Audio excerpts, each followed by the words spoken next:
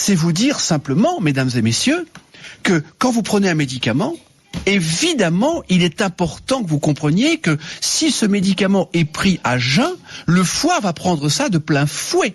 Donc, d'une façon générale, il faut prendre des médicaments au moment des repas, et notamment pour les feralgan, et notamment pour le paracétamol, qui est un médicament qui est pris par certaines ou par certains comme des bonbons.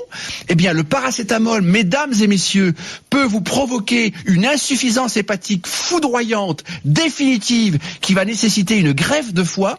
Donc, le paracétamol, c'est jamais entre les repas, c'est obligatoirement pendant les repas. D'accord. C'est une faute majeure des médecins. Oui, mais quand on a mal à la tête. Eh bien, on mange avec. On prend le paracétamol et en même temps, on mange. Oui, mais si vous dites qu'il faut pas manger entre les repas. Si on a mal à la tête entre les repas, qu'est-ce qu'on fait ? On mange une pomme, on mange un yaourt, on mange un fromage blanc. Avec, ça permet d'accompagner et de préserver le foie parce que si vous voulez, je connais des patients. En gros, pas de Doliprane à jeun, quoi. Voilà, jamais, pas de paracétamol entre les repas. Et si vous prenez un paracétamol, l'ibuprofène, même chose. C'est pareil, c'est encore pire. C'est une bombe nucléaire. Parce que c'est pas le fait de prendre un ibuprofène comme ça dans la vie. C'est quand on prend de l'ibuprofène, il y a des gens qui en prennent, mais vraiment tout le temps. Et ça, ça ne va pas. Et l'aspirine, c'est mieux ou pas ? L'aspirine, ça a surtout un impact sur l'estomac et ça fait saigner et ça peut donner des gastrites. Donc les aspirines à 1000 mg, n'en parlons pas, parce que là, non, mais on a mal à la tête, par exemple. Vaut mieux prendre. On s'éloigne un petit peu. Paracétamol, ibuprofène ou aspirine, absolument. Plutôt paracétamol. Absolument. Alors je résume.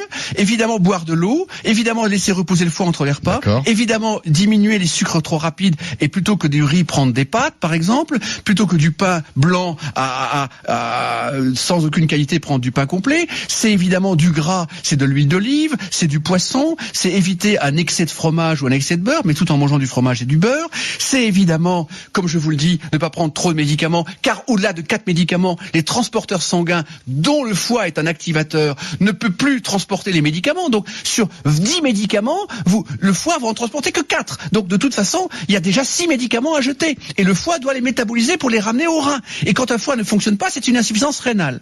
Et dernier point majeur, alors là, le 5e point, si vous voulez garder un foie, et je vais résumer le tout si vous le permettez, c'est évidemment un verre d'alcool pendant un repas.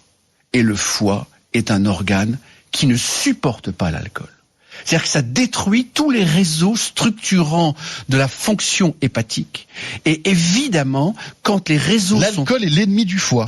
c'est le premier ennemi du foie.